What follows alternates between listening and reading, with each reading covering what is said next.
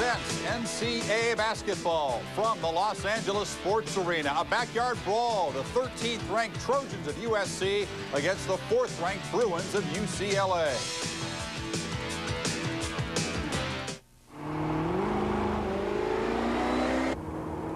The Lexus Coupe can be equipped with a cellular phone that allows you to dial, answer, and hang up without ever letting go of the wheel. Proving once you get your hands on a Lexus, they tend to stay that way. In here, Ms. Rollins. Some patients' worst colds are at the end of the season. Good time to try this, Advil Cold and Sinus. It has 2 ingredients doctors like for colds. One for pain, another for congestion. Each has been recommended over 20 million times.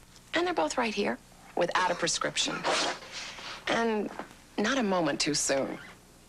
Tough on colds like Advil is on pain. Advil Cold and Sinus, advanced formula for the cold season. Not since Perry Mason has a lawyer been so daring. Counselor? Not since General Custer Being booked for murder. has an outcome been so clear. Try 'em.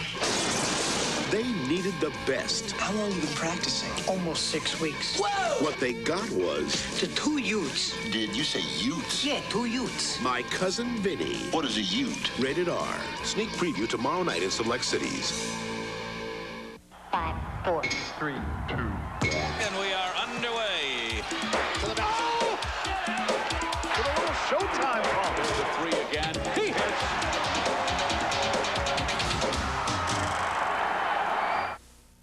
We welcome you to the land of designer shoes, designer cars, and probably designer designers. For tonight only, Showtime moves east from the Forum to the Sports Arena, where the 4th-ranked UCLA Bruins play the 13th-ranked USC Trojans. Take a look at the standings in the Pac-10 Conference. These are the first 3 teams. They will all, of course, make it to the NCAA tournament. But what everybody's playing for is everybody wants to be number 1 in the West. Hello, everybody. I'm Barry Tompkins tonight with Dan Bonner, and this is a game that everybody has been talking about. I'll tell you, I've been doing games down here for a couple of decades. I've never come across a game more talked about than this one. Barry, I haven't done games here at all, but I'll tell you what, in a town where there's obviously plenty of things going on, there's certainly a lot of people talking about this game. The first sellout for a college basketball game here in 13 years. Somebody thinks it's important. Let's talk about UCLA for just a minute. A couple of guys who can really fill it up. Both start with the letter M. Take your pick.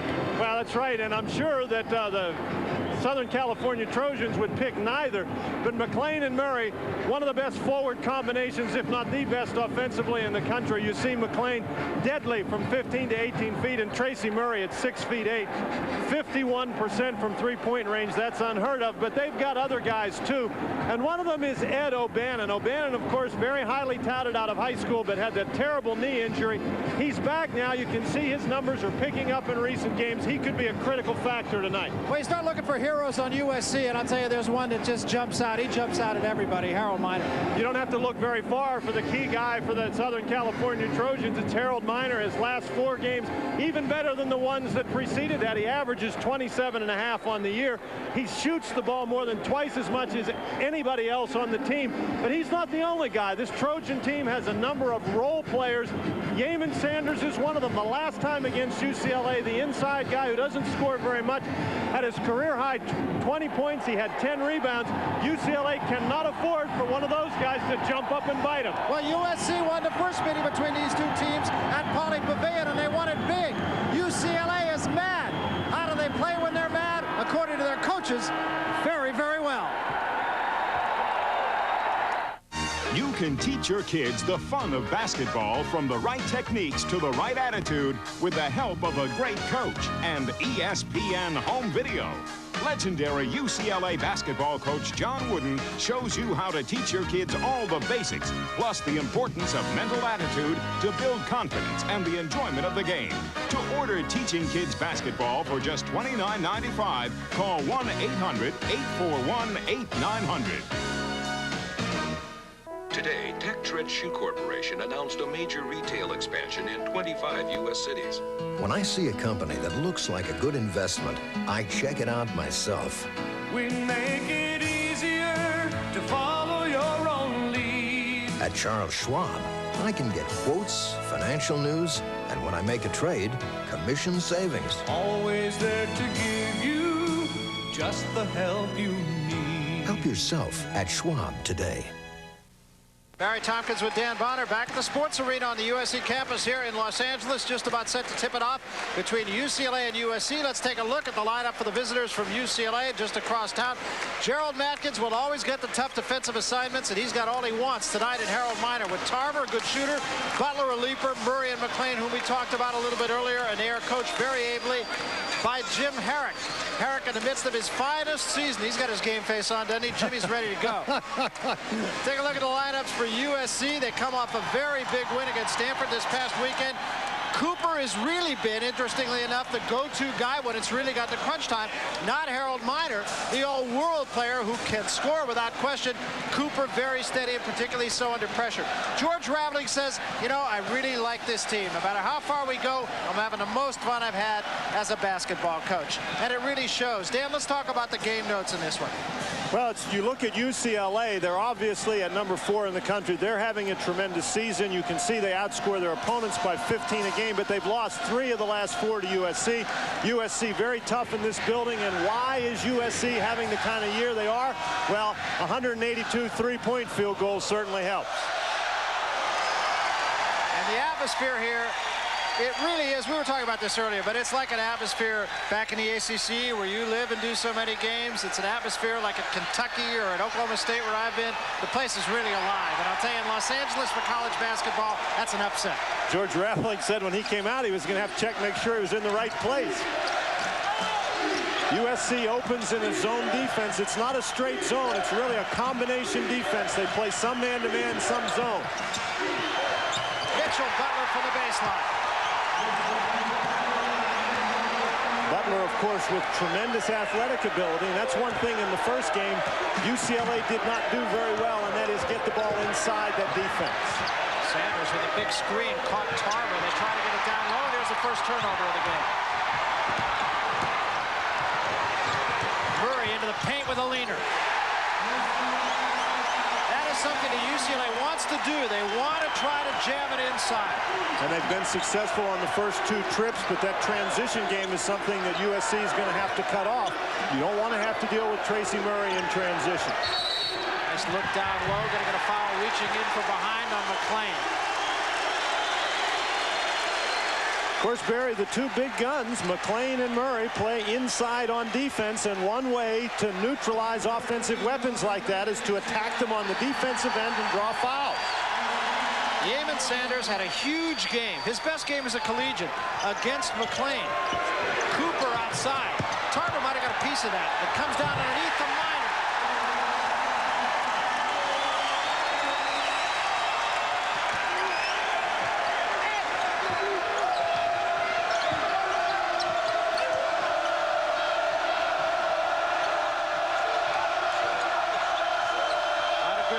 Defense by the Trojans. Murray for 3. And I'll tell you, when he gets a look, he's as good as anybody in the country.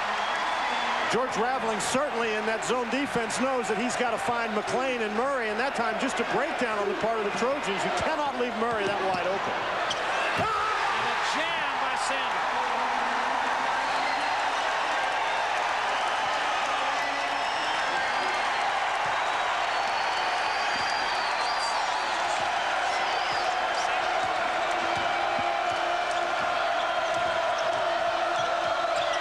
UCLA wants to get it down low. McLean in and out. Miner the rebound.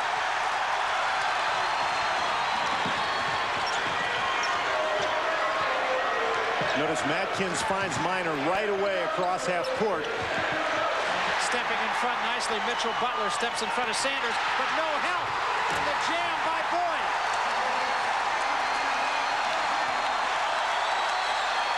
Barry, everybody ran away from Mitchell Butler. He was going out of bounds. A mistake to even try to throw it back in. George Raveling up leading yells. feels he is doing that here as he did at Washington State and very successfully up at Pullman. Hadn't had much opportunity to do that down here. Murray in the lane. Second try underneath is good by Tarver.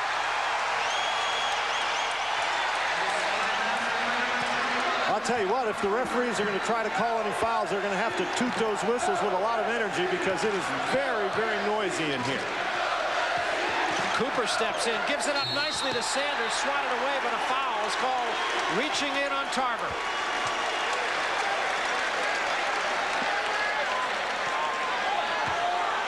We welcome you to the sports arena. Those of you who have been watching the Florida State-North Carolina game, UCLA leads USC 9-6. Been an up-tempo game. Crowd on its feet almost to the number here at the sports arena. Unprecedented, Dan. Come on, this is really something. They sold more student tickets than they ever have for a USC home basketball game. And the students, at least, have been standing the entire game. They haven't taken a seat once. And when I say we haven't seen this here at the sports arena in years and years and years, that covers some pretty good basketball teams. Not that USC has been down. They won the conference under Stan Morrison not that many years ago, and still the fans didn't turn out. But there's something about this George Rattling team that has really lit a fire under the fans here. They certainly seem to be a team that's reflective of that man's personality. Sanders at the free throw line after the foul. Not a real good free throw shooter, only 62%. Play by Boyd to keep it alive for Minor. And Harold Minor with 4 garbage points so far in the game. UCLA is being out-scrapped early, Barry. That's exactly what happened at Pauley Pavilion. There is a leader by McLean. UCLA wants to get the ball in the hands of McLean and Murray.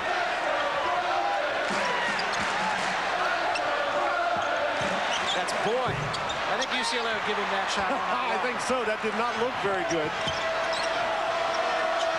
Murray for 3, his second.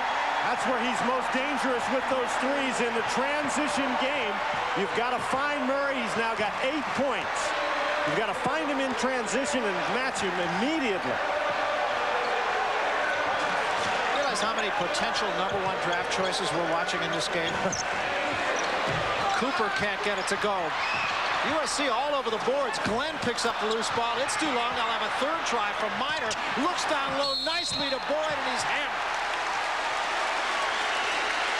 We've talked about Murray's 3-point shots. There's another example. USC getting the basketball inside. This time off the rebound. The great pass. Nobody paying any attention to Boyd, and there you get the foul. As Boyd goes very strongly to the basket. Boy, has this been an intense game so far. So Boyd will go to the free throw line. Boyd just a 61% free throw shooter, but he gets that one. USC leading the Pac-10 in 3-point field goals made. UCLA has the best 3-point field goal percentage, but USC's got the most threes made. They've missed a couple today. Boyd gets them both. 15:57 left first half. And UCLA leads USC by 4. We'll be back. You can ski a live volcano. Take a dip in the Colorado. Take your bike way up in the blue. Catch a tidal wave and go. You can sled without the snow. But you've never done nothing like a diet do. Full tilt taste. You won't believe it's a diet. You can leap, you can fly, take a ride in the sky. But you've never done nothing like a diet do.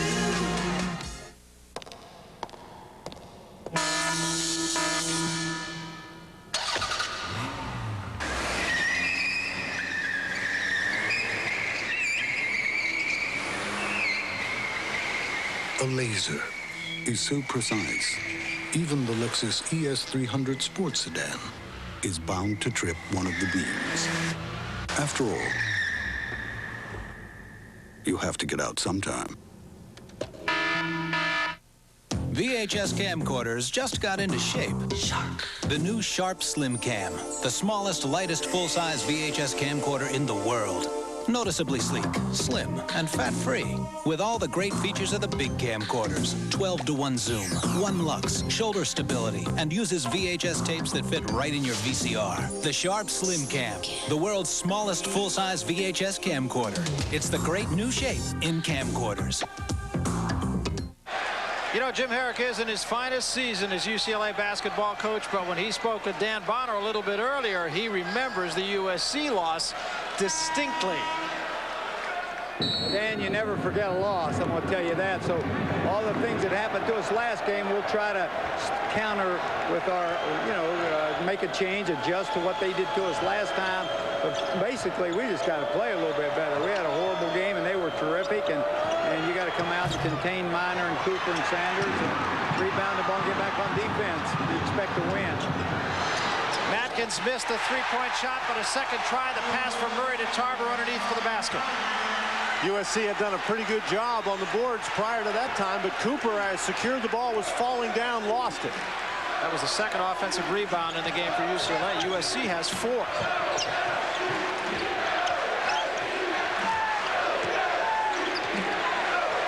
Harold Miner is going to get his shots. How about that shot?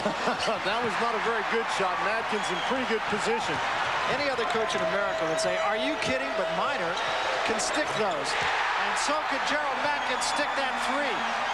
One of the big problems for UCLA in their loss over the weekend in Notre Dame was they simply could not make a three-point shot. They were 3 of 14, I believe. Tonight, they've already had 3. They're doing a nice job defensively keeping the ball away from Miner in scoring position. Matkins that time gets a foul pushing Glenn. Matkins a very intense defensive player, Barry, and I think that one of the risks that UCLA takes is if he gets in foul trouble, they really don't have anybody with the same kind of defensive skills as Matkins to match up against Harold Miner. So Matkins really has his work cut out for him. He has to play good defense without fouling. And what Matkins is trying to do tonight, unlike the last game, he wants to front, as you can see what he's doing right now, he wants to front Miner, just deny him the ball, because if Miner gets the ball, as he did right there, that is what's going to happen.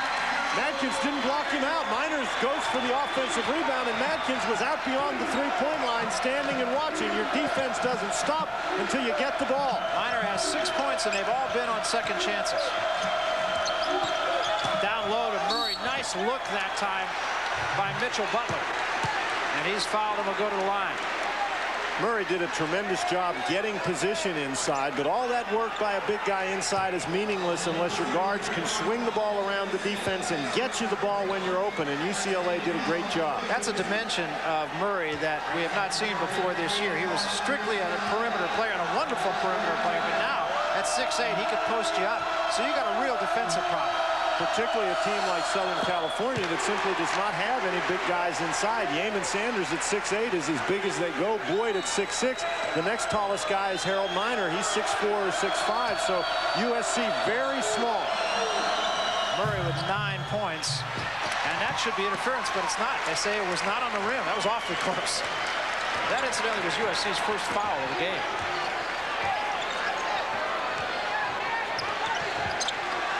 That's Miner, couldn't get it to go. There's another second chance at a third try, and that misses. USC flying to the offensive boards. 7 offensive rebounds. Butler for 3. And I think USC would give Mitchell Butler that shot, too. Not a great three-point shooter.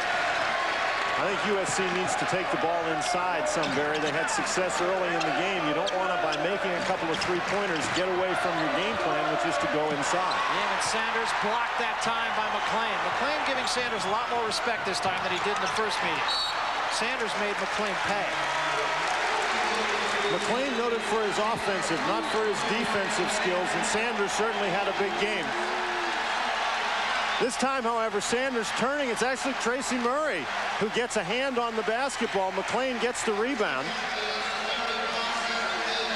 McClain has been matched up defensively against Boyd, and it's been Murray who's been handling the assignment on Sanders early in the game. Here's O'Bannon in the ballgame. Derek Martin also in the ballgame for UCLA. Rodney Chapman in the ballgame for George Roundling's Trojans. That's McClain out front. It won't go, and a foul underneath on a rebound. They're going to get Sanders.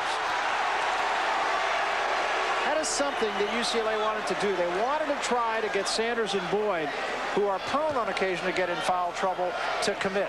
And that foul's called against Boyd, and that's his second personal foul. You look at the stat sheet for USC, and far and away the most fouls are Sanders and Boyd. Cooper steps in front, 2-on-2. Cooper the opportunity, 3. And that brings the crowd back into it.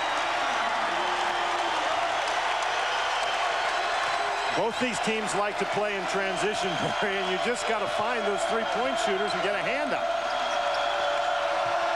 Here's McClain again. He's not going to miss a lot of those at the free throw line. No, that's his range there. Nice job by his Bruin teammates. Really created a lot of congestion inside, and Lorenzo Orr in the ball game for USC could not get out and cover up that shot.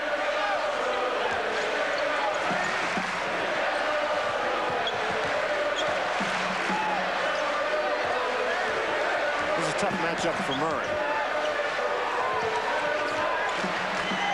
Man-to-man defense by the Bruins. 3-guard offense for George Raveling. He'll play that most of the game. And that is Chapman.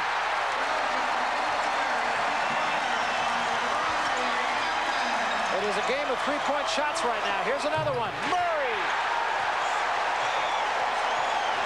Murray with 12.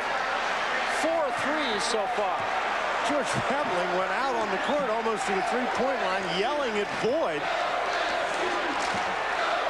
Once again, Murray all alone for that 3. Well, if Murray faces up, he's going to get more than his share. He's certainly got to get out and get a hand up on it. What a nice stroke he has there, doesn't he? Really is a good-looking shot. That foul's on Martin. A timeout on the floor, 11:43 remaining. It's been an offensive contest. UCLA leads it by 7. I believe a championship week is almost upon us here at ESPN. No less than 33 games, 24 conference finals, and that longest week in college basketball begins March 7th. I can't believe it's over already. It's not the longest week in college basketball. It's the shortest. There's so much going on. You wish it could last a whole lot longer than a week. Talked about the fact it's been a 3-point field goal shooting contest. UCLA doing it a little bit better than SC right now. SC's hit their last 2 3-point goals, though. They've looked better on the shots. They're getting better shots against this Bruin defense. Interestingly enough, this man has only had that's only his second shot from the perimeter. And it wasn't an easy shot. Chapman gets it back there, and second chances are keeping SC in it. Concentrating so much on Harold Miner, it's almost like when he shoots the ball, everybody stands, at least on the Bruins, and watches him. Everybody from the Trojan team goes to the board.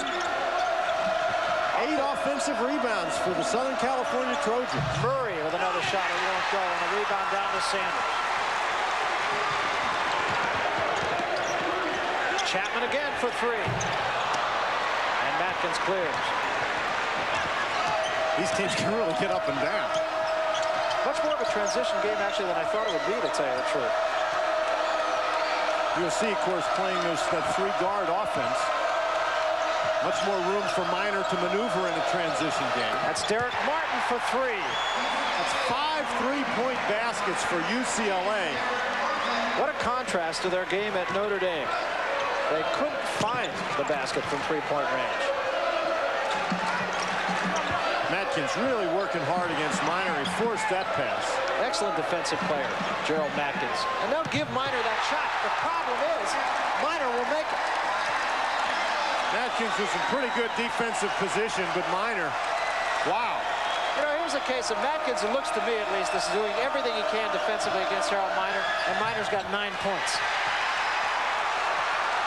It's a 4-on-2.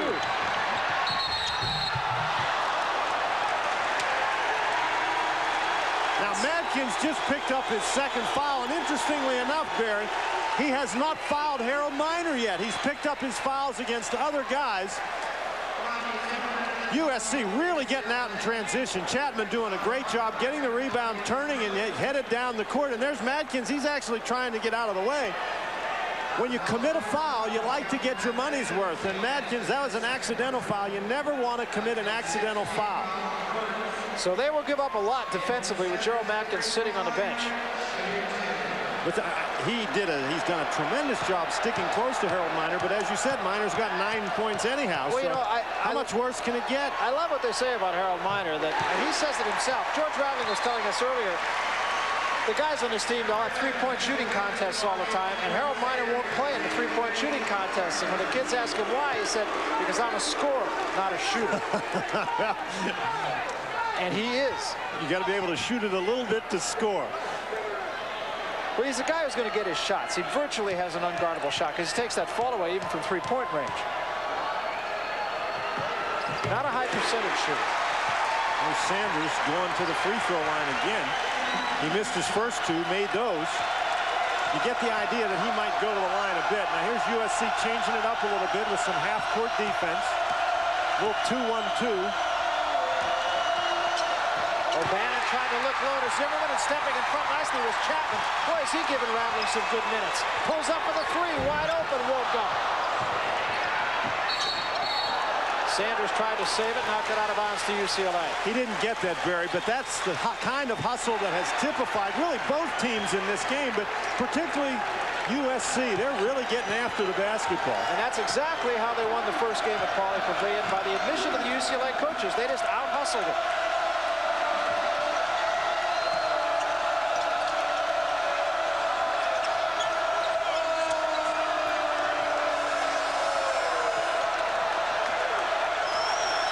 USC in more of a man-to-man defense right now.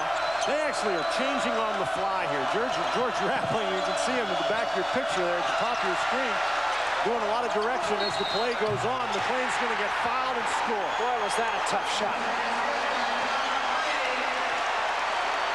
Take another look at this one, Dan. One of McLean's best moves when he gets the ball there, you really have to try to force him to the baseline, because from that position on that side of the court, he likes to take the 1 dribble, maybe 2, get it inside. Here you go, there's 1, 2 dribbles, and now he turns and he shoots the basketball. That's 2 off-balance shot of exactly that type that he's made. If you're USC, when McLean's on that side of the court, you want to force him to go to the baseline. He's just too strong going into the middle with that right hand. I just really believe that this is a guy that will score at any level of basketball that he plays. You were talking about Harold Miner being a scorer, and certainly he is. This guy's another guy. He's a shooter may not look also. pretty all the time doing it. Very quick release. And another thing about McLean that I like is he plays big in the biggest games. Has a history of not really playing very well here. He's a 20-point scorer on average for his career. Before that career, he's only averaged about 11 points in this arena. Lazy pass from Chapman, but a great recovery by Orr. Still a loose ball. Tarver gets it to Martin. Martin thought he was going to have company and didn't. Might have overpassed it. And now McLean has it. And the Bruins get it back off the save from Miner. And Martin still can't get it. Finally, the Trojans control it. 3-on-2. How about that reversal by Miner and a fall away? Big time play.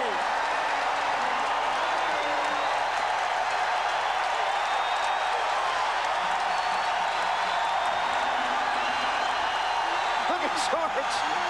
His glasses fell out of his pocket. McLean a second chance. Physical ball game. Great players playing great basketball right now.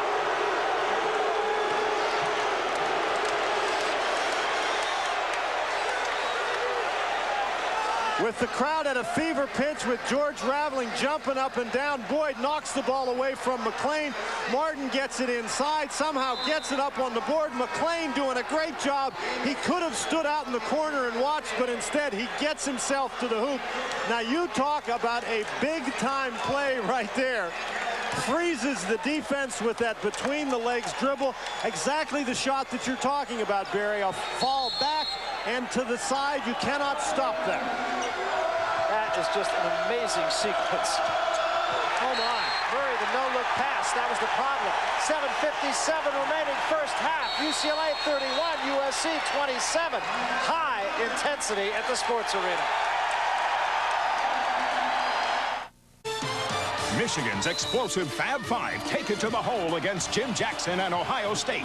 Then it's LSU's Shaq against Arkansas's Mayday attack. As big as it gets, Big Tuesday, live on ESPN.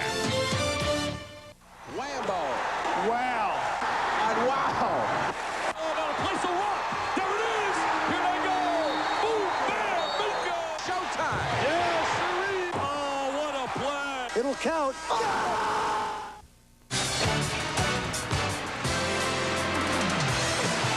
UCLA leads it by 4, 7:57 remaining first half. Barry Tompkins with Dan Bonner. We're at the Sports Arena in Los Angeles.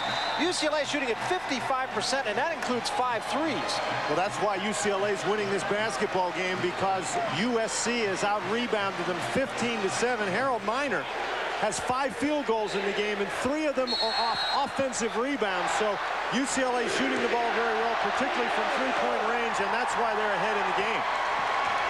Miner out of the basketball game for what I'm certain will be a brief rest.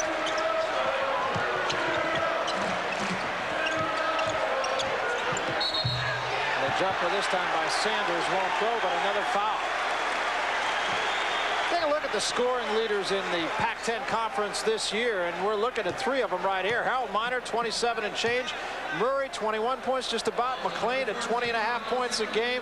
Surrounding another very good player, Adam Keefe of Stanford. A lot of talent in the Pac-10 conference this year. A lot of talent, a lot of good teams in the Pac-10. Miner did get a very brief rest. He's going back in the ball game.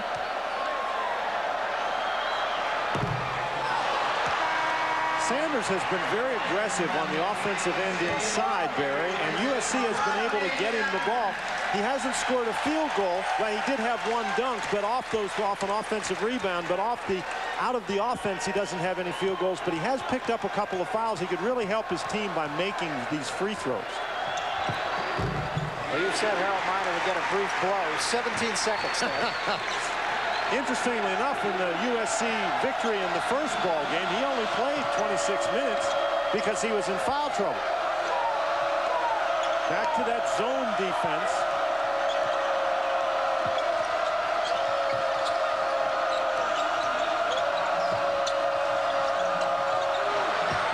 And that is Mitchell Butler. And again, as we said, USC would be very content to let Mitchell Butler shoot it from the perimeter and try to beat him. Glenn for 3.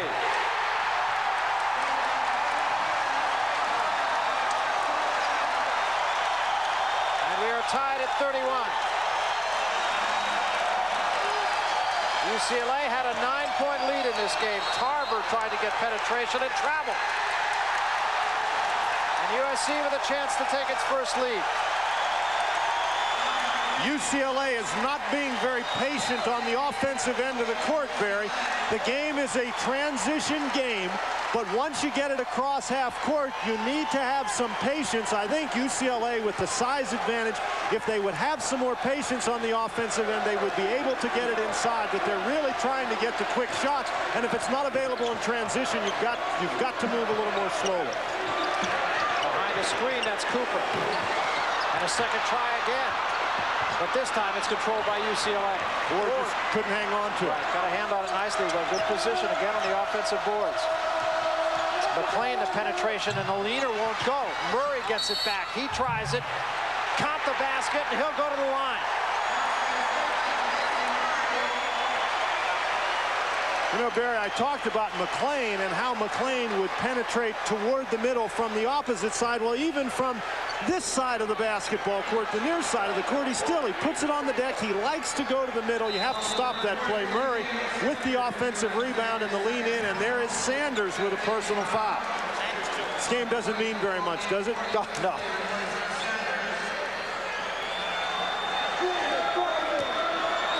So Murray will go to the free throw line with a chance for his 15th point.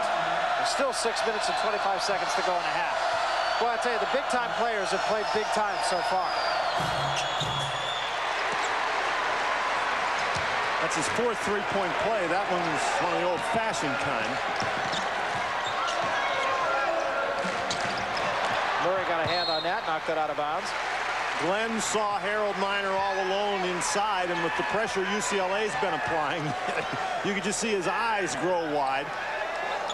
However, maybe he should have tried a bounce pass under Tracy Murray. And that is Boyd getting into the lane and floats it over McClain.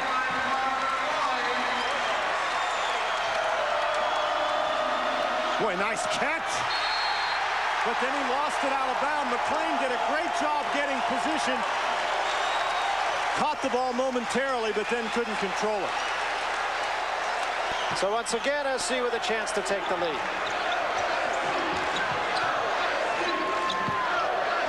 Glenn got in the air, had nothing to do with it. Here come the Bruins. Tyus Edney, the freshman.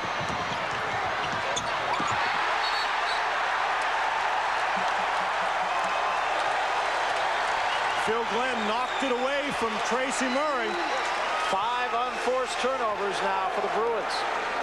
Look at USC get back on defense in the transition. They get 4 guys back immediately. Then a tremendous play by Glenn to knock the ball away from Murray. Great transition defense. Minor one-on-one again. Pulls up, won't go. And it comes down to Matkins. Matkins really is doing everything he can against Harold Minor. And Minor is still getting his points. Murray. And Minor the rebound. Cooper the outlet. Great job by Boyd to get out and cover that shot. Cooper jump stop all the way to the basket, spins it in.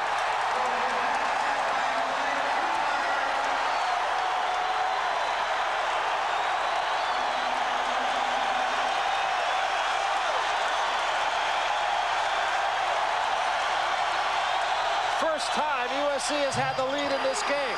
Murray will have a second chance. Too hard off the glass. Butler follows, won't go. And Orr clears. Tyus Edney will get the foul, jumping in on Boyd. Watch Cooper on the offensive end. Cooper is a kid who has averaged almost 17 points a game in USC's wins against top-ranked teams. This is just a tremendous move. Edney's got to stop the ball. The thing coaches tell you on the fast break is somebody stop the ball. He was 2 on 3, but nobody stopped him. What a great play. Interesting thing about Dwayne Cooper, I was asking George Raveling about Cooper and what made the big change. I mean, he was a nice player last year, but he has gone up in quantum leaps this year. He said, well, he saw what happened to Robert Pack, a guy who was undrafted and wound up not only making the Portland Trailblazers, but getting significant minutes. He said, hey, if Robert Pack can do it, I can do it too. I played alongside him all year last year, and he has really elevated his game this year. And that's certainly one of the big reasons why USC's having the year that they've been having. Boy, Murray passed up a shot I don't think he should have passed on. Why would a 6'8" guy throw it to a 6-foot guy inside? That time Matkins tried to force it in. Here comes Cooper again, tried to give it up on the wing this time to Chapman. Chapman ran it down. Edney did a nice defensive job. Stopped Cooper with the ball that time. Quickness of the USC guards is really hurting the Bruins. Minor with a size advantage on Edney.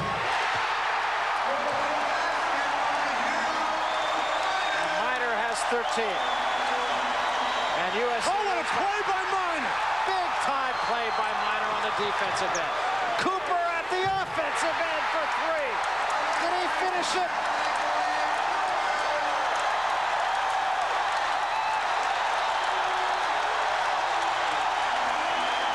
That was all set up by Minor on the defensive end after making a difficult basket on the offensive end.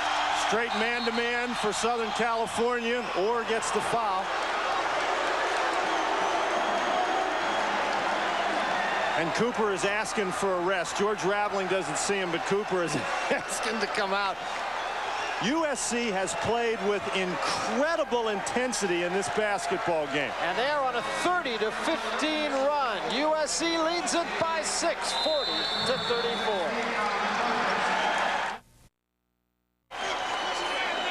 USC on a big run, 9-love over the last 2:24, and what a sequence a moment ago. Some incredible intensity. Harold Minor getting back on defense. This is after he made a big play on the other end of the court, tips it away.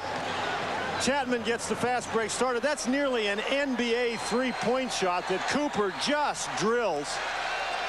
The intensity on both ends has really been impressive, and this crowd is going to desperately need halftime saying a rest. McClain had a cripple and missed it. And right now this game belongs to USC. It is Ankrum who had the rebound in the ball game now for George Raveling. UCLA has missed some opportunities close to the basket. Minor the fall away again, in and out. Second try once again. Ankrum with the rebound. Puts it down. Dwayne Hackett.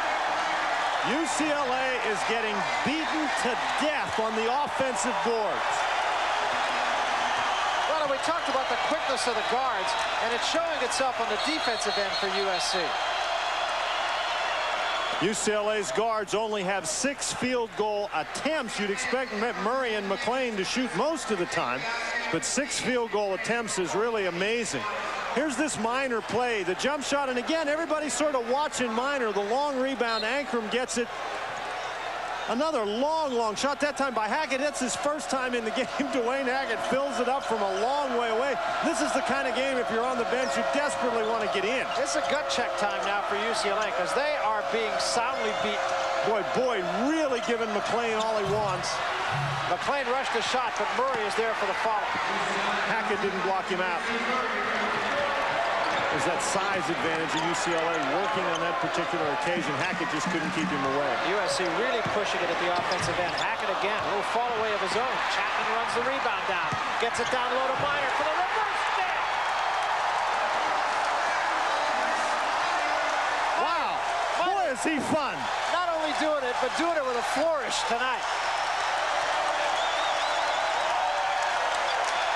Man-to-man defense for SC. Minor let Murray go that time, and Murray made him pay. George Raveling really not getting the kind of help defense in the man-to-man that he'd like to have. Murray just should not be able to take it down the lane. Murray has 19. Chapman. And another three. It was UCLA early with the threes, but it's been SC of late. Biggest lead. McClain rushed the shot once again, and you pointed that out earlier. UCLA just not playing in any kind of rhythm at all right now. Murray's going to pick up that foul, and interestingly enough, when they have shown a little patience, Murray and McClain both have shown the ability to penetrate inside that SC defense. A reminder that coming up at halftime, Chris Fowler, Billy Raftery, the Metro Showdown, Louisville and Tulane, number 15, and of course we'll have our hidden gem. That's Bill Raftery, isn't it? That is Bill Raftery. He is the hidden gem, right? Boy, McClain really running in some hard luck right at the moment. He's missed 5 in a row. And he really doesn't seem to be in a shooting rhythm right now either. Again, a second chance. Even off free throws. Cooper looks to the bench. George Raveling holding up a play. He's probably holding up a sign like the kids across the way are holding up, says 3. Yeah, I think it probably is.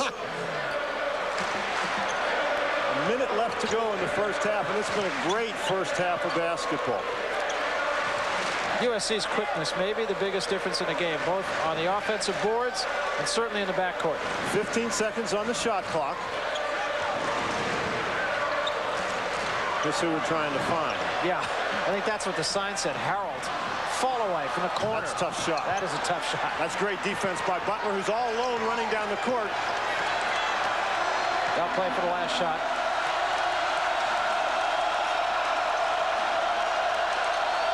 I'll try to get this thing down to single figures, at least at the half. George Raveling backs his defense up.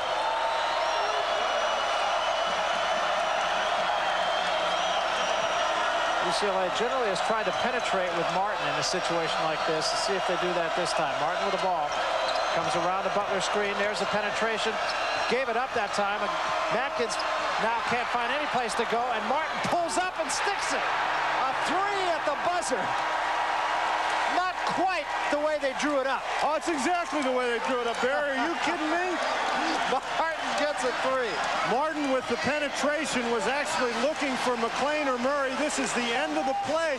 Some real good defense by USC, very nearly coming up with the basketball. Martin nearly out of bounds, getting it to go. So we come to halftime of what has been just a wonderful basketball game so far. The home team, USC, leads it 48-41. Back to the studio and Chris Fowler. All right, Barry, unheard of atmosphere in the sports arena, watching as the Trojans, going for the sweep, have a 7-point lead. We'll stay with us at halftime. We have lots of scores and highlights to look at, and also the regular Thursday night halftime feature as Bill shows us this week's hidden gem. Go. To get rid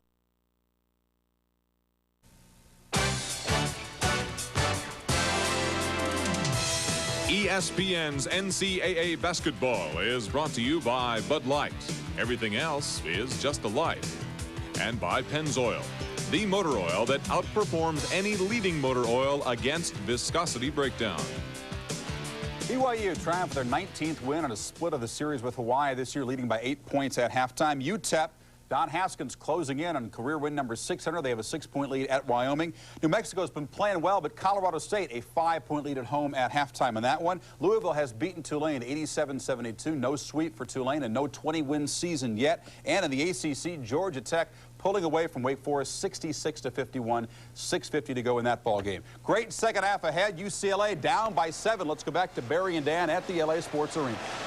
All right, thanks very much, Chris. Well, it's interesting, Dan, that Chris talked about the fact that crowd here has been so much a factor. I'll tell you, we talked about this a little earlier, but I've been doing games down here for probably 20 years or so. I have never heard the crowd like this. There have been times where the loudest sound in my ear was the squeaking of the shoes. This has been a great crowd, but the crowd doesn't get into the game unless you have some superior performances by the people on the court, and we've certainly seen some great performances this evening. So how do you like Harold Miner?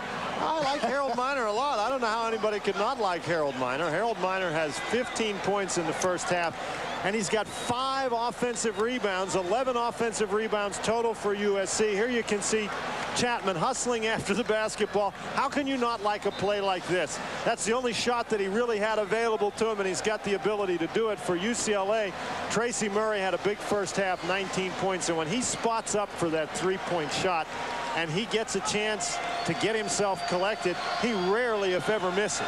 Take a look at the numbers in the first half. Both teams shooting it reasonably well.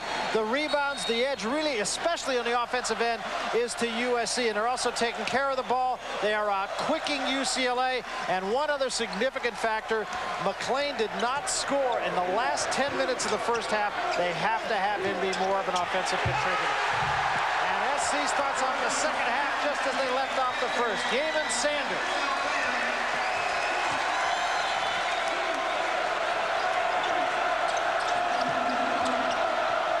UCLA was not patient in the first half. McLean, as you mentioned, is 3 of 11. Murray draws a crowd and still banks it in. Murray has been the guy who's gotten it done for UCLA. Nice job by the Bruins that time. They didn't really hurry on the offensive end. Miner was looking for the backdoor alley-oop that time, but Glenn didn't see it.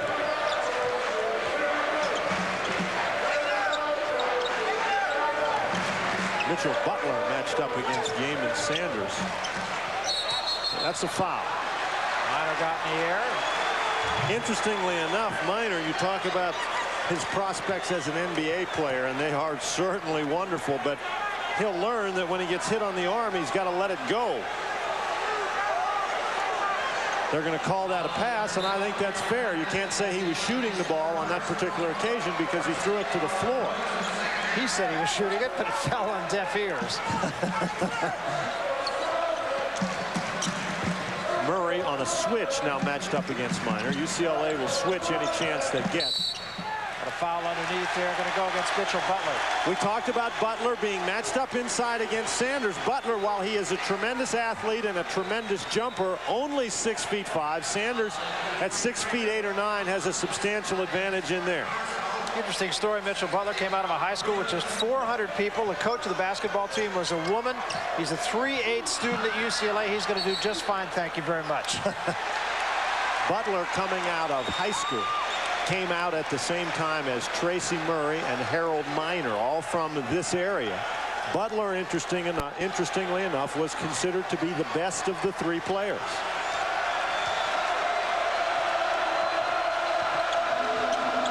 With a look down low to McLean, and McLean is now 3 for 12 and missed that one badly. It'll be out of bounds to the Trojans. One thing that USC has done a very good job of is making McLean play with his back to the basket. You get the idea that McLean is just much more comfortable playing facing the basket, and he has not had that much opportunity to do so tonight. George Ravlin giving some advice to Cooper as he brings it across the timeline. Cooper started to step in, give it up to Glenn for 3. And Miner with a tremendous rebound. Got up over a leaper, Mitchell Butler. Miner, the fall away from the baseline won't go. That was a tough shot. And he gets it back. When it's going right for you, it's all going right. And a 3-pointer by Cooper, who wants a foul and probably has a pretty good argument. He shouldn't get greedy. They were lucky to get that ball back. You know, we talked about how good Harold Miner is playing. Tarver in and out with that shot. Miner fighting for the rebound. Not only is he scoring, but look at him on the offensive boards, Dan. He's got 7 offensive rebounds now, and obviously you've got to be concerned about his ability to shoot the basketball, but you've got to block him out. Jim Herrick very upset with the officiating. I think he feels like down here on this end, USC was on the back. Actually, I thought Mitchell Butler did everything he could to block him out on that last offensive rebound. He just went up and took it. Get a foul inside against Sanders, battling against McLean. 3 now on Sanders. Now Lorenzo Orr came in and did a very, very nice job in the first half, replacing both Boyd and then alternately Sanders. Murray posting up, little running hook, won't go. Miner clears again. 10 rebounds for Harold Miner. I guess he could drive the bus, but that's about the only thing he's left off. Well, now Miner just recently got his driver's license for the first time, so you're right, he could drive the bus. That's one of the more interesting Harold Miner stories. The young man is 21 years old, and he just very recently got his driver's license. And Sanders comes off, gets a pep talk from the coach. That was Miner reaching in with another defensive gem. Glenn pulls up, gets it. Dennis doing it all right. I think George willed that one in, didn't he? Well, he sure did. There's some sort of a play. Harold Miner's going to get called for a foul. Miner's going to get called for a foul. The basket is good. Boyd gets the ball down court. And the jumper goes. I thought he called 23 on that one, Barry, but from our replay, it looked like Miner was out at half court. I think the foul was away from the ball, but I'm not quite sure where. The reverse underneath by Tarver. You know, it's almost impossible to hear the whistle, so I do not know where that foul was called. That time we could hear the whistle. Let me give credit where it's due. That last basket was by Ed O'Bannon. The last foul is against Derek Martin. You know, O'Bannon is a guy who I think could be a big key in this second half. O'Bannon is a guy who can play very tough down inside. He operates better inside than either Murray or McLean, and so he could be a very big factor. Ed O'Bannon, of course, one of the most recruited athletes in America. I think everybody knows about his knee injury and operation. In fact, operations was off for almost a year and a half. Just now getting into playing shape. Still trying to find his shooting touch. Miner, the penetration and a reverse.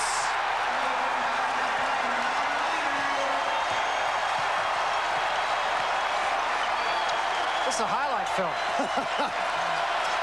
Now for Miner it is. Boy, McLean is really getting bounced around inside. Ankrum doing the honors this time. Lob pass from O'Bannon, and getting a hand on it was Glenn. I'll tell you, USC just flying to the ball defensively.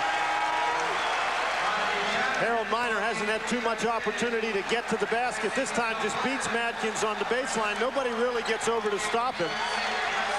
An acrobatic play by Harold Miner, but it's because they give up the baseline and he can get to the basket. I don't think you want that guy anywhere near the basket if you're UCLA.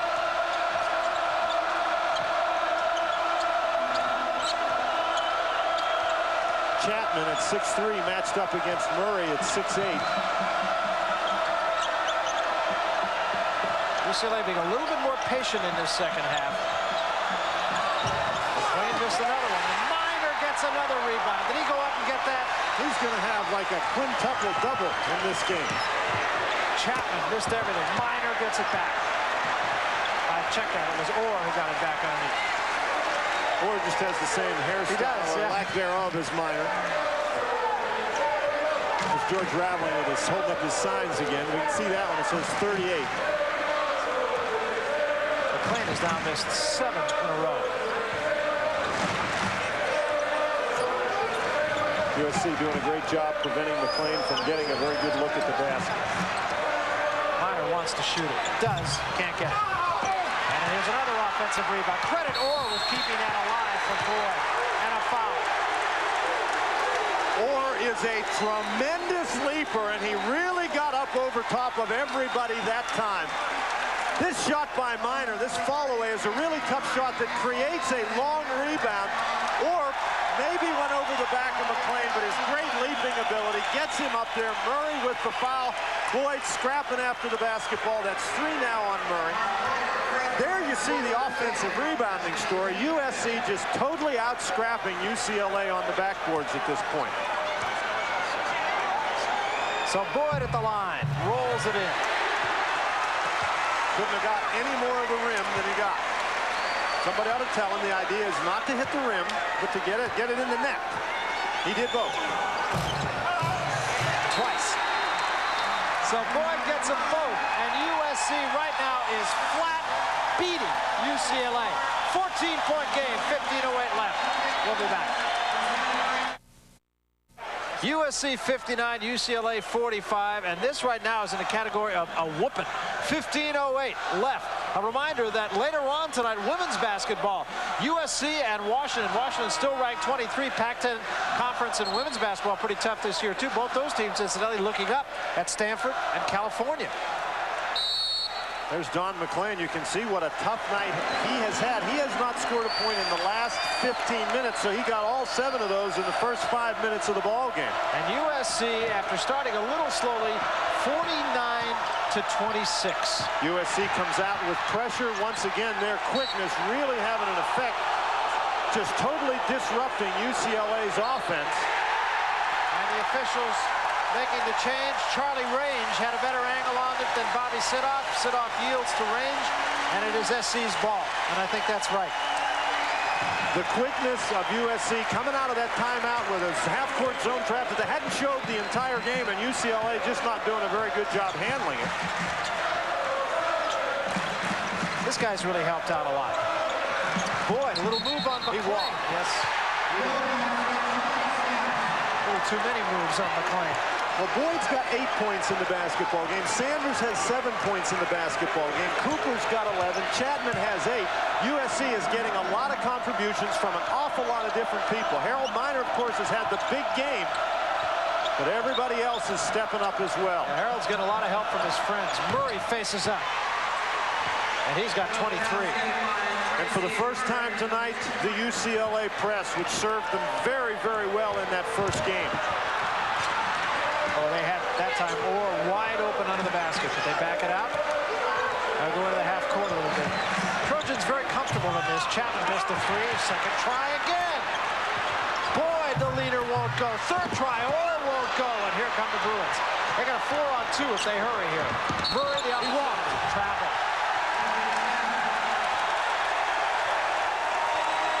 Tracy Murray with 49% of UCLA's points, and that's not going to get it done. Orr is going to go out of the ball game. Sanders is going to come in. Orr tried to dunk that last ball in and fell hard on his shoulder. UCLA, of course, with the 2 great forwards, McLean and Murray. And when you're able to shut down one as completely as USC has shut down McLean, UCLA is going to have a tough time. Bruins with a 3-on-2. Martin beat everybody down that time, drew the foul.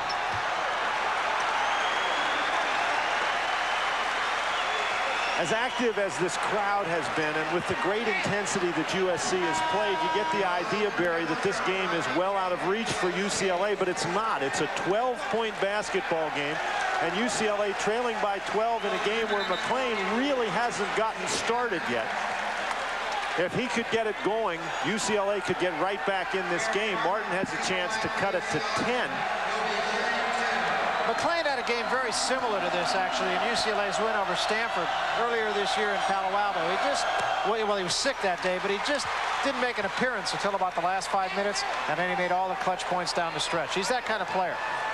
And most of those rebounds in the second half have been of the offensive variety for USC. But the Bruins only down 10.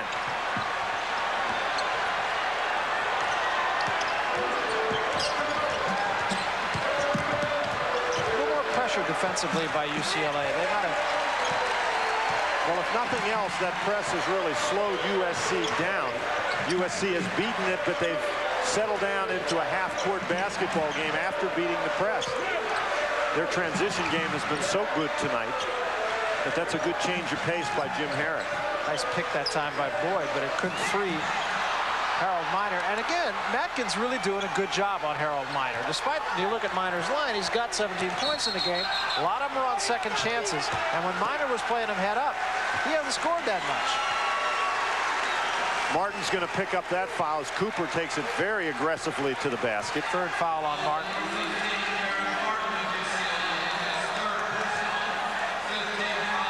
The game has sort of slowed down a little bit, Barry, and I think that's to the advantage of UCLA. They are the bigger team and the slower team. Miner won't go.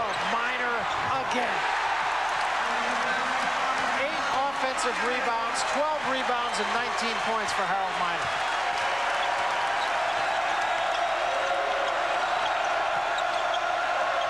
Boyd has done a tremendous defensive job against McLean. And Murray missed the shot from about 4 feet. Here come the Trojans, 2-on-2. Glenn in the middle now, 3-on-2. Cooper on the wing to the basket. And I think we got a foul before the shot. We've got a foul on Glenn, an offensive foul. And Martin on the floor really pays the price for it. But UCLA was reeling on that particular fast break that Martin made the only play he could make. O'Bannon just flat gets out hustled for the basketball here.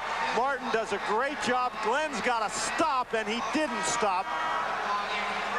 So the big dunk by Cooper counts for nothing because Glenn just floated down through the lane. You got to stop once you pass that ball or else you're going to get the charge. That was the only play available to Martin. He made it very well. Sean Tarver has come into the ballgame for UCLA. Now, incidentally, we should point out, Tarver rolled an ankle in practice yesterday. I don't even know if anybody really knows about that. And he has not been much of a factor in this game, and you can't help but wonder if maybe it is paining him a little bit. Hasn't really played very many minutes.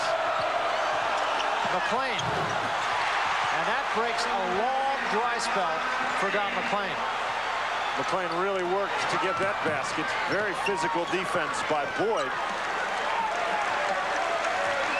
George Raveling saying that McLean pushed off. But he's been getting bounced pretty good. I think he's entitled to a couple of pushes. Tarver now gets the defensive assignment against Miner. Blew right by him and drew the foul. Going to get O'Bannon for the foul, but Miner went right around Tarver.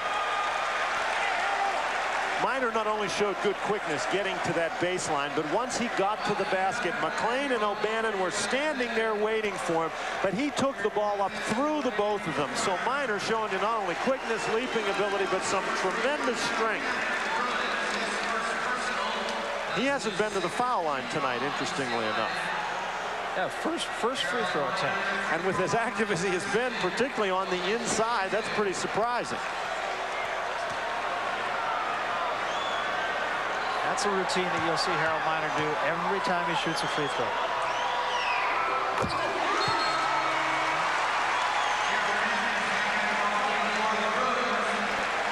A lot of coaches believe that you get to the free throw line and you're much better if you have a routine. You concentrate on your routine, and by concentrating on your routine, that makes you concentrate on the basket. So you go through a little routine, the same thing over and over again, and that gets the crowd and the situation and everything out of your mind. And Harold Miner's routine is a little bit different than any you've ever seen, but nonetheless, it serves its purpose. Behind the back, between the legs, and then you wipe the ball off, and it works.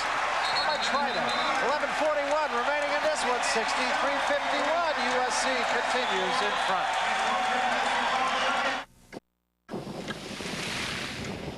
Center court with Andre Agassi versus David Wheaton.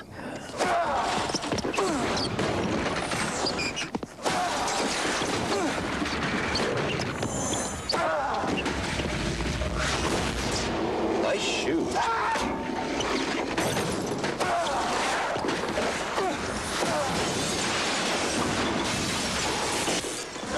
Some technical difficulty. The network feed. Championship week upcoming, beginning March 7th, 33 games, 24 conference finals. It all happens right here on ESPN. Offensive rebounds, well, SC's been getting it done. Check that. Harold Miner has been getting it done.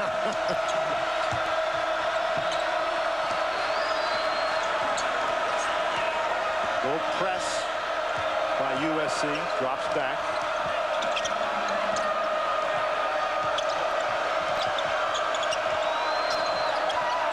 Boy, Boyd is doing a tremendous job staying in front of McLean. And Matkins sticks to 3. And that gets him down to 9. It's 63-54. So don't turn the lights out yet. Here's Minor. Minor got ahead of everybody. Matkins reached in. That's a pretty good foul, actually. He was not in the act of shooting. That's team foul number 7, though, against UCLA, so Minor's going to get to go to the free throw line. It's 4 fouls now against Matkins. Matkins has had one of those games. He has played extremely hard defensively. He's done everything to Harold Minor you can do, except he hasn't really blocked him out. And Matkins not at all pleased about coming out of the game, if in fact he is. He's not. McLean is going to sit. Matkins wants to stay out there, and you can just see him mouth the words, "Oh, coach, no." And Jimmy Herrick agreed with him.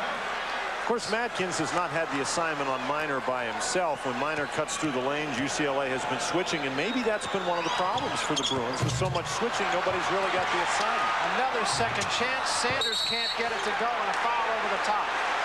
And Jim Herrick has been asking for that particular play all night. Minor doesn't miss very many free throws. Almost 82% misses that one, but there's Sanders with good position, has the size advantage over Butler, then does not make a very good shot. Boyd going over the back of Butler. Minor will sit. He sat 17 seconds the first time. And UCLA has an opportunity to cut the lead to 7 or 6 with a 3-pointer, so this game far, far from over. Tarver for 2, won't go. Nice rebound underneath that time by Matkins, and a follow is up and good by Murray. UCLA doing some offensive board work on that particular series. Oh, they're going to get Matkins? No, Tarver. Cooper has done an excellent job against this press, Barry. It seems in breaking the press that the key to the USC attack has been Cooper. He's been handling the ball, not really giving it up against Jim Herrick's team in the press. Harold Minor, a very, very short rest. Yes, he's back. Now he's back. See the team fouls. UCLA already with 18 fouls. Still 10.5 minutes to go in the game. Remember, once we get to 10, it's all 2 shots. But this is, I think, a pretty key stretch for USC. They took control of the basketball game with about 5 minutes left in the first half, and with some great intensity, they have maintained control of the game. But UCLA, sort of almost in a sneaky fashion, you haven't realized it, but they've crawled back into this game.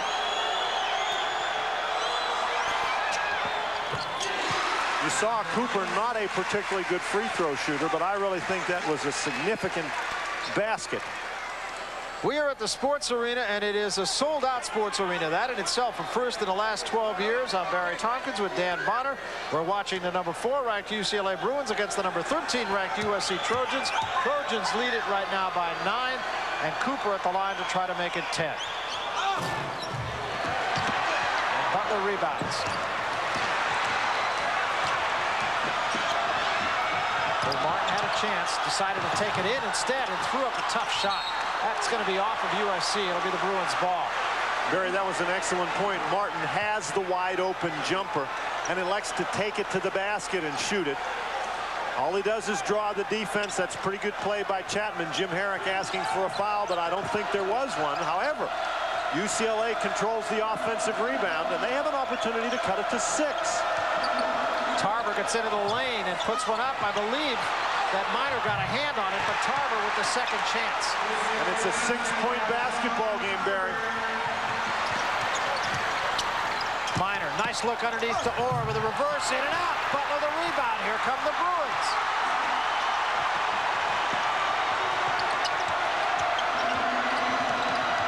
That time Martin tried to go low to Murray. Could do it. Martin gets in front of him and steals the ball. Chapman lost control, and Martin, staying after him, was able to knock it away and recover it. 5 turnovers already in the second half for USC. They only had 5 in the first half total. Matkins kick out for Murray. Foul going to be called underneath, and a push off against the rule. 3 seconds is the call. 3 seconds. Jim Herrick very upset with that call. You know, I read in the newspaper today, Eddie Fogler from Vanderbilt said there was no more 3 seconds. He must be wrong. You don't see it very much, I'll tell you. Oh, this is a great play to get through the defense. Very nearly threw it away, but Cooper slicing right through. Critical sequence here for USC. Minor, what control. What kind of a play is that? Changes his shot, just hangs up in the air to do it. With that tongue out, who does he remind you of? Yeah, they call him Little Jordan here, and he likes it. It's a tough comparison for a lot of players, but not for him. We're going to get a foul on Orr. Harold Miner has certainly lived up to all the billing that he received coming in this game. Watch him as he takes it. Look at Murray come. Forces Miner to change the shot, but it makes no difference. And as that replay ends, there's 3 yellow jerseys right around the board. So even if that shot had not gone in, USC in great rebounding position. Well, Georgia Tech bouncing to Wake Forest after Wake's big win over Duke. It's hard to maintain your emotional intensity. Wake Forest paying the price. There's a three-pointer. Atkins with a good look that time, and once again, UCLA just will not go quietly. It's a 5-point game. That's as close as the Bruins have been in a long, long time, and McClain is back for UCLA. And USC just not getting the same kind of transition opportunities in this half as they did in the first half. UCLA has managed to create a slower game.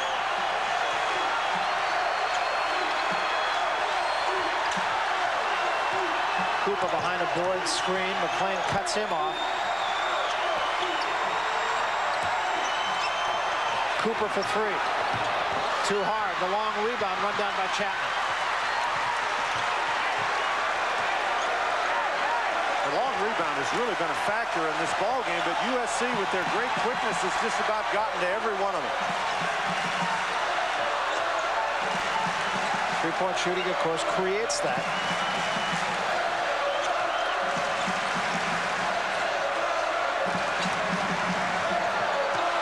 Change direction by Matkins to the basket. Miner, what a play.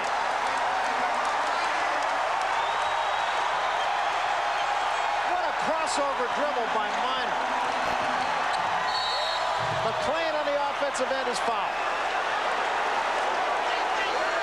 Boyd has managed to play him pretty tough without fouling. Gets the foul that time.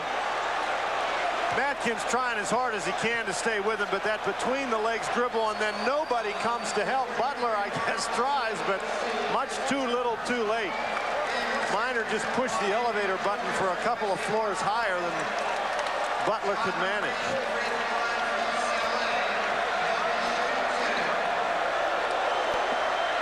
McClain will go to the free throw line for UCLA. Still a 7-point game. You're right, Barry. McClain, if he scores 2 and he's got 1, the 2 points won't be as spectacular as the 2 that Miner just scored, but it will draw UCLA back to 5 points. Gets them both. Great free throw shooter. Only 4 of 14 from the field tonight. 7:21 left. 5-point game. SC 68, UCLA 63, and we'll be back. USC leads UCLA by 5. 7:21 remaining in this ball game. Dan, the storyline in this one is told, I think, on the bottom of your screen. Well, absolutely. Harold Miner just having a tremendous game. Tracy Murray with 25 points, only 6 of those in the second half. And the USC quickness has really created some problems for the Bruins, both in the turnover category and in the offensive rebounds, because a lot of those offensive rebounds have been the kind of long rebounds that the Trojan guards have run down. Of course, Harold Miner with 8 offensive rebounds has run them down on the inside and has converted most of it. And with it all, it is a 5-point game. This Miner posting up this time on Matkins. He's got a got a foul on Matkins. And that'll be it for Gerald Matkins.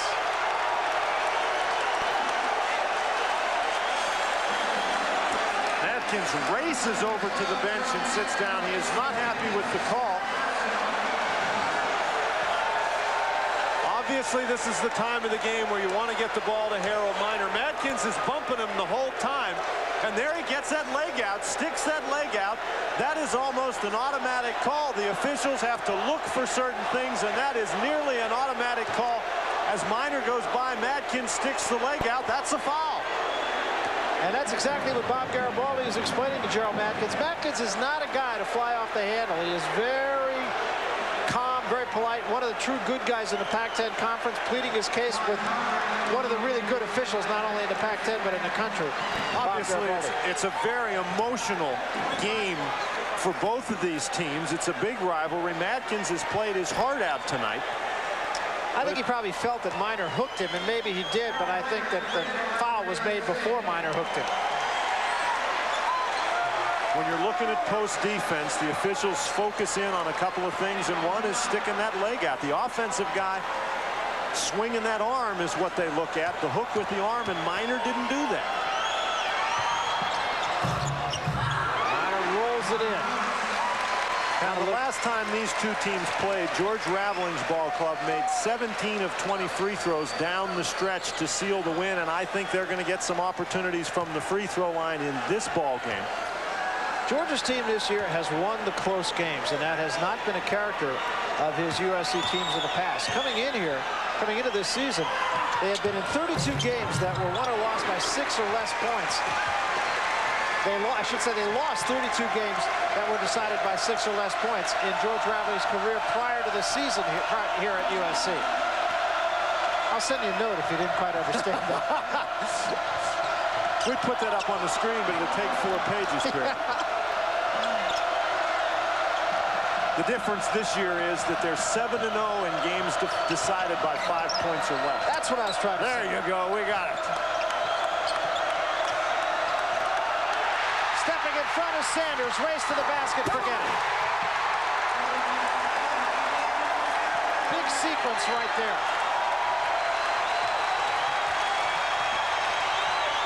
Murray cranks it up from 3 and sticks it. That was from NBA three-point range. Got to be careful. You can't be doing too much celebrating when you're playing against the UCLA Bruins with the kind of shooters that they have. And down on the floor, away from the ball, is Cooper. Cooper writhing in pain on the floor, and they're going to get a timeout here. That's actually a break for USC. Lots of times, if USC has the basketball, and if the one team has the basketball, in this case USC, and one of their players is hurt, the officials sometimes stop the game right away. But Harold Minor squeezed the trigger on a shot before the referees could blow the whistle, and then another offensive rebound, this time by Sanders, who scored the last 2 baskets. Cooper's going to get hit in the face right there. Sort of gets raked across the eyes like a wrestling move. You rake him right across the eyes. Tarver hit him, but USC moved the ball too quickly for the officials to stop play. 20 offensive rebounds for the Trojans. Murray again for 3 is a little short. 2 Trojans there for the rebound. Sanders gets it. Last couple of possessions, it's been Yeaman Sanders. 2 baskets, now a rebound. Yeaman has made a career out of playing against UCLA.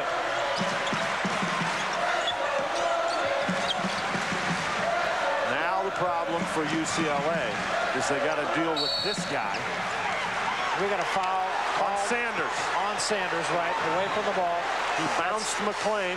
That's his 4th. Gets a hug from George Raveling. Says, you're doing a great job, but don't do it quite so aggressively. I don't know that a hug is the proper word for that. I think George, if he could get his hands up a little higher, might have squeezed harder. George is the whole package, though. He's a little bit coach, a little bit father confessor, a little bit friend,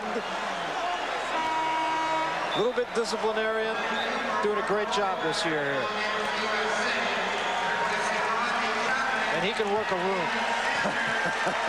He's working a pretty big room tonight and doing a good job. Now, we've got 5 minutes and 18 seconds left in the basketball game, and if he makes 2 free throws, the lead is back to 6. And you said it a couple of minutes ago, Barry, UCLA just refuses to go quietly. USC continues to make some big plays, but UCLA continues to hang around. 91% free throw shooter gets them both. Now McLean quietly again with 13 points in the game. They got the trap, but Cooper gets it across the timeline to Minor. Boy, that's quite a catch by Minor. Tyus Edney in the ball game. That does give UCLA a little quickness, but it gives up a little bit of size. And Orr dropped it out of bounds. Here come the Bruins.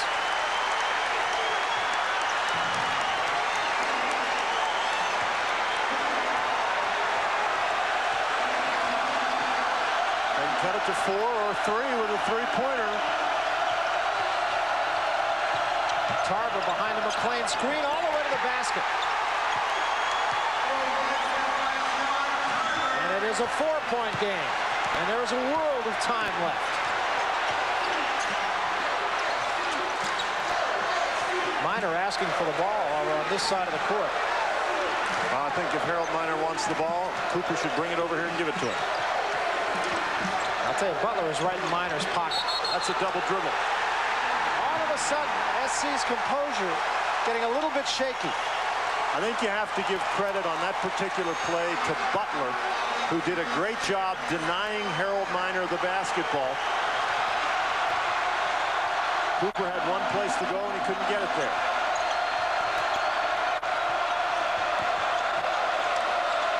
Boy, McLean wants it inside. McLean really battling Butler for the basketball. And Murray tried to force the ball to McLean and couldn't do it. And McLean better be careful that he doesn't get a technical foul. That's the last thing that UCLA needs. In the first half, we talked about what a nice job USC was doing, getting it inside to the big guys when they were open and available. That one's out of bounds, but I think Butler actually hit it. It'll be USC's ball. Yep, I think that's the right call. 3:57 remaining, 74-70. USC will be back.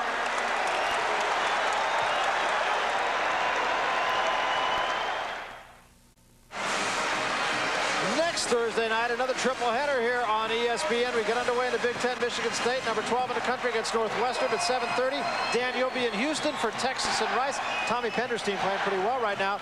I get to go to Pullman, Washington. Up on the Palouse, it'll be UCLA we're watching tonight against Washington State. Kelvin Sampson's team still with a chance to go to the NCAA tournament.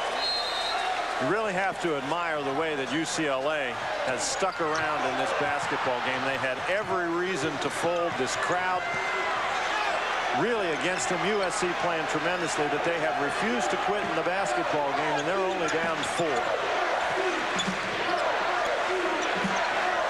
Time remaining, 3 minutes, 40 seconds.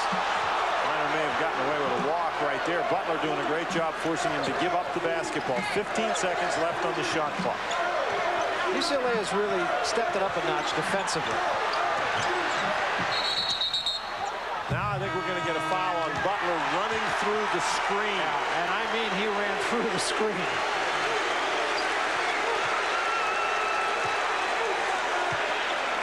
He really did deck Chapman.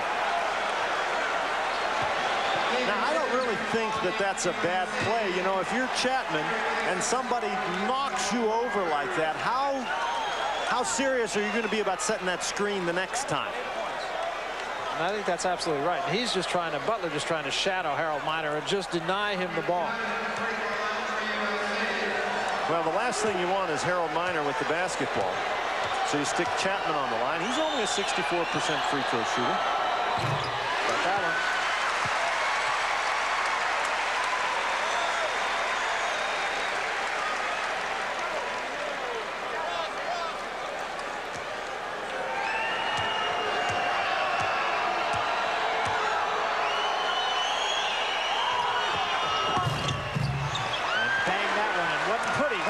No, it counts. Counts the same. That was a big sequence for USC. Now for UCLA, they've got to get a score this time. They have McLean over. McLean's all alone. They're not twice. They're just not getting the ball to Don McLean. Now they reverse it again. Edney to the baseline. Now he tried to force it to McLean. And that's very frustrating for a big guy inside. McLean has really worked hard in this basketball game to get open inside. But with the quickness that USC possesses on the perimeter guys for UCLA cannot find McLean when he's open. Now he's open out front. And it's in and out. Second try, though, McLean with the easy follow. Nobody blocked him out. McLean was the beneficiary of some good hustle. He went to the board and picked up the loose ball. And Murray saw him nicely. So again, a 4-point game, 2:45 remaining. You know, McLean has really struggled, but he has not stopped working in this basketball game. Miner from the corner. And 2 Trojans there again for the offensive rebound. Difference in the game. McLean was there, but he was only one, and the Trojans had two. You know, the big guys for USC really have not been handling that pass from the guards. The guards are penetrating around, and unless it's Harold Miner, the other big fellas inside are really not handling the ball well. Boy, Tarver all over Cooper. Cooper with the penetration, blocked by Murray, but he got him with the body. And if that is against Murray, which it is, that'll be his fourth. Cooper using his quickness. There's a screen by Boyd, gets around. Edney steps in to try to draw the charge, but gets out of the way, and Murray picks up the foul. Credit Boyd with a very, very good screen, and Tracy Murray did not react very well to the screen. Very close to all ball low for Murray, but he did get him with the body. Got him with the body, but on that particular play, you've got to jump up and prevent Cooper from even getting into the lane, and Murray didn't do it. Crowd here, incidentally, 15,517, and that is a new USC home record. The free throw missed. Well, certainly they've set some sort of a decibel record tonight. Yeah, it really is like a big-time college basketball atmosphere here. Going to look at the UCLA bench. Joy is not the way I would describe that at the moment. 1 out of 2 for Cooper. Murray turned an ankle, and he is limping badly. And boy, is that bad news for UCLA. McLean pulls up and sticks a three, and they're going to have to get Murray out of the game. But so far, nobody is. Murray is still limping badly. And they should try to get it down low here, because Boyd has got a real mismatch with Murray on one leg, and he's calling for the ball, but Cooper won't get it to him. Well, I think Harold Miner against a good defensive player is still your better option. And Miner with the penetration. Nice job by Butler. And Miner with the second try is up and good yet another time. And it was Boyd who made the basket. And here's Murray on the bad wheel. Pulls up for three. Won't go. Butler gets the offensive rebound. Tyus Edney in traffic. That was a tough shot. I think Edney was looking for somebody to pass it to, and nobody came open. Boy, Murray is still hurting. Not limping as badly, but clearly hurting. And Miner wants a timeout. With 58 seconds left and a 4-point lead, USC with the ball. Timeout, UCLA, and we'll be back. Have you ever created or invented a product? Don't just let it sit there. Do something about it. You can start by calling the Inventors Helpline in Washington, D.C. at 800-227-7000. You'll receive free confidential forms and useful information describing the invention process. And when you call right now, you'll also receive a free brochure which tells you how to begin to develop your new idea. So get the ball rolling. Pick up your phone right now and call for your free Inventor's Kit. Call 800-227-7000. Bill Cosby is back with an all-new album, Oh Baby, that takes a look at life's most rigorous pursuits. But I love her more today than back then when she was quiet.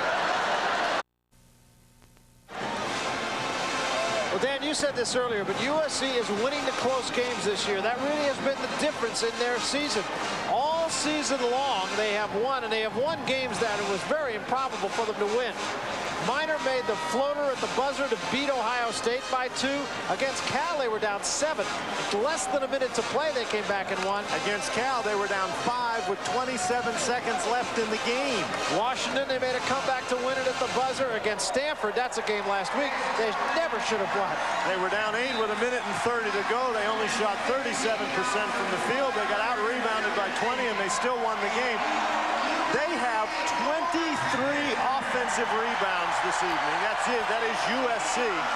It's awfully hard for a team to win a ball game when the opponent has 23 offensive rebounds. It is a miracle that UCLA is still in this game, but they still have a chance to win. They have a very real chance. 58 seconds left. There's 34 seconds left on the shot clock. 4-point game. And they finally get it in. And that's okay. That's all right. That's not over and back. The new rule this year, you're allowed to do exactly what Miner just did. Jim Herrick calling for the over and back, but he's wrong. And the way Harold Miner reacted, you'd think that he felt that that was going to be an over and back. Glenn gets the foul, gets fouled. So UCLA taking a quick foul. And Glenn is an 81% free throw shooter. He and Miner are the two best on the team. Yeah, that's the guy you don't want to put on the line.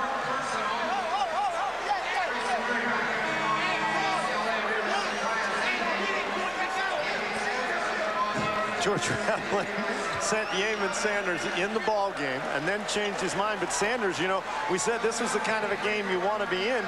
Sanders ran up and reported too quick for George to pull him back. Chapman is out of the game. Sanders in there for rebounding and for defense on the other end. And the 80% free throw shooter. This is the first one. Well, if he had made both of those, you still got a two-possession game. So right now, if he makes this. And he's short. Butler with a rebound. And now UCLA with a real opportunity. And clock not yet a factor. 40 seconds left. But what a play by Glenn. Great play. Poked out of Murray's hands. Now he's stuck. You ought to call a timeout. Got a jump ball call. The possession arrow is USC's, though. And USC wants a timeout. Well, I don't know that they really want the timeout. He was trying to call the timeout, but got himself tied up. 30 seconds left, 4-point game. SC will have the ball when we come back.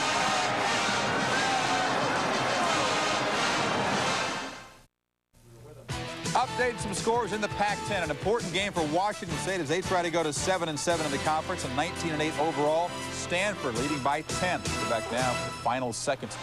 Sports Arena. 79-75.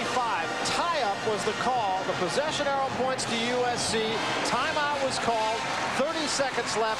Trojans will have the ball and a 4-point lead. And USC has one timeout remaining. What actually happened, Glenn was down in the corner and he was trying to call timeout, but he was trying to do it with the signal, and he got the ball next to his body trying to make the timeout signal, and that's where UCLA tied him up. They ruled the tie-up before they got the timeout. There you can get UCLA with 3 timeouts, USC with 1, and the possession arrow now in favor of USC. No, actually, we'll make it official here, as Dennis Mnuchin, our ace statistician, has gotten the direct line here. What happened is USC retained the ball because they called the timeout, not UCLA. UCLA actually had the possession arrow. So the possession arrow remains UCLA's. And a quick foul will put Harold Miner at the line. It's 5 fouls against Murray. You know, if you're Jim Herrick, you really don't want your best three-point shooter committing that foul, but you don't have enough time left in the game where you can be particularly concerned about who's going to foul or whom you foul. So it'll be Miner who steps to the line now. I was not sure that he made the play, but that's a big play by Glenn to knock the ball away from Murray and then being trapped in the corner to call the timeout. I thought the signal was the jump ball, but it was ruled that the timeout was called first. That's the kind of a play he wanted to make, and that was a big-time play.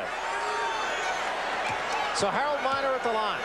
Still a 2-possession game, but now the clock clearly the ally of the Trojans.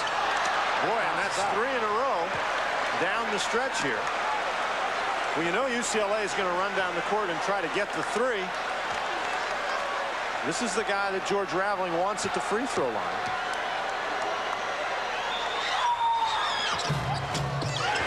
Now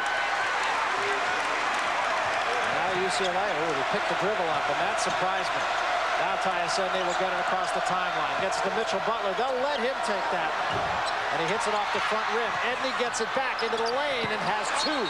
14 seconds left.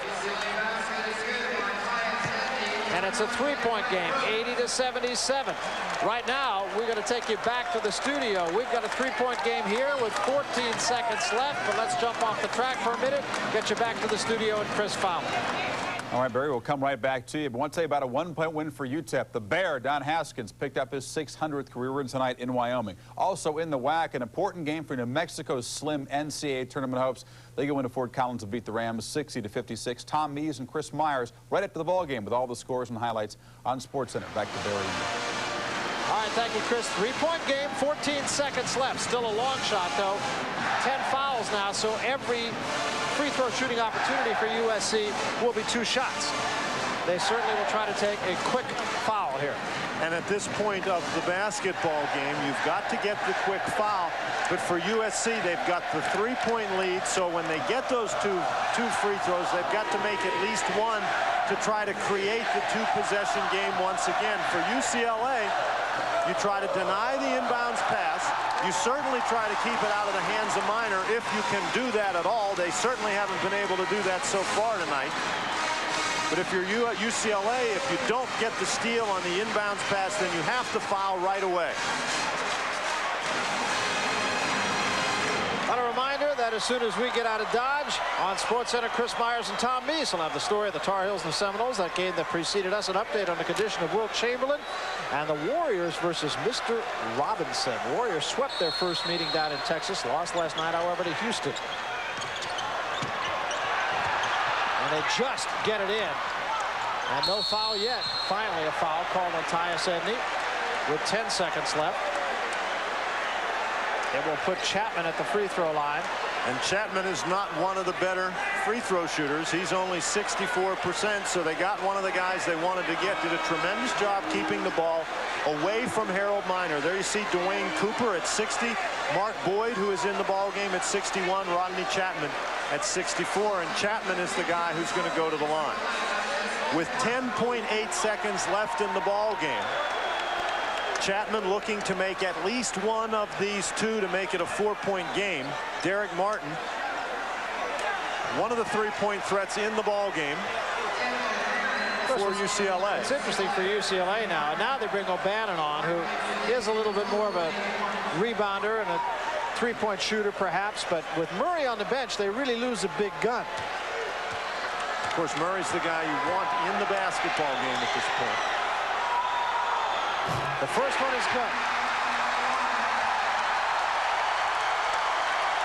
And that is the big one. And now George Raveling says, get off the line, just get back. UCLA still has 2 timeouts left. So if they're able to score, they can still stop the clock. So this game is not over yet. And Chapman gets them both. It's not over, but it's a long, long, long shot right now. Mitchell Butler to Tarver for the 3. It's only a 2. Edney underneath gets one of them. 2 seconds. They get a timeout.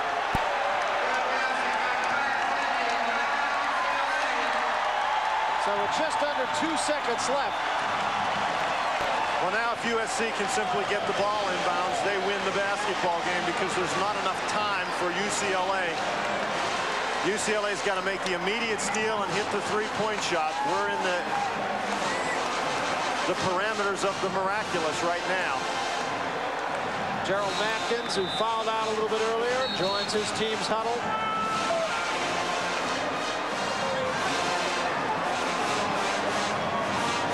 This crowd is poised to come onto this court. A lot of security around here. They're poised to come onto the court, but there's a lot of security guys with a rope, and I think they're going to have a tough time getting on the court. That's true. George Raveling has been lobbying. The clock will not start until it touches someone inbounds. And Tarver knocks it out of bounds. 0.4 of a second ticked off the clock. Tarver with the foul against Harold Miner. Miner going to come down, get 2 free throws, and one of these obviously seals the game. Boy, what a job by this man's team tonight. What a job he did preparing them. You know, the USC season has been sort of funny. The Pac-10 plays Thursday and Saturday, and USC has played their strongest games on Thursday when they've had some time to prepare, and George Raveling had 3 days to prepare these guys, and they looked like they were prepared to go in this ball game. Absolutely. And that will be that. 29 points for Harold Miner to go with 13 rebounds. That's a terrific win for the USC Trojans to beat UCLA twice in the same year. The second time in 50 years that they've done it. SC wins it 83-79, and they did it in most impressive fashion. Nothing fluke about it. The big player played the big game, and that man deserves the plaudits he will surely get. For Dan Bonner, I'm Barry Tompkins. Sports Center is next.